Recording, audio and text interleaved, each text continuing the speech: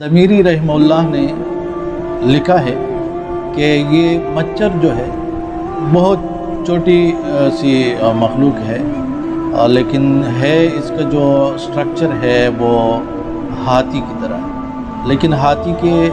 4 पाँव है और इसके 6 है। फिर इसी तरह उसके जो सूंड है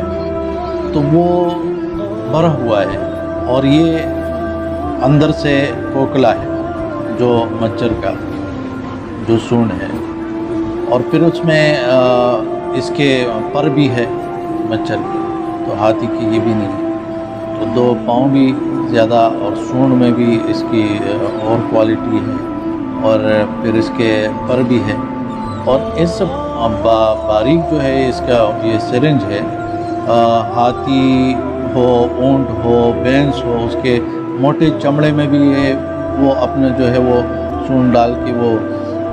सिरिंज डाल के खून निकालता है। बल्कि बाज़ औक़ात इन मच्छरों से लोग मर भी जाते हैं, हैवानात भी मर जाते हैं, ये ऊंट वग़ैरह वो भी मर जाते हैं। इसमें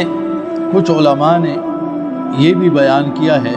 इब्न जरीर रहमहुल्लाह, इस तरह और उलमा ने,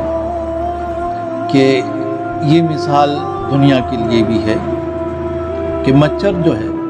खून चूसता है,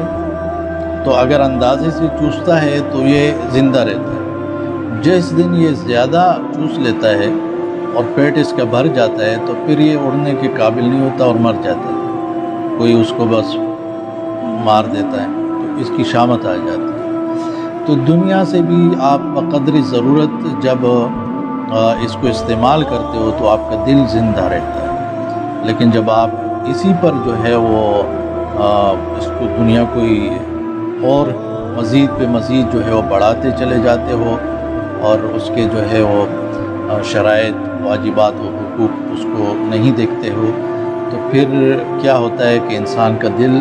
वो मुर्दा हो जाता है। ये एक हिकमत इसमें मौजूद है।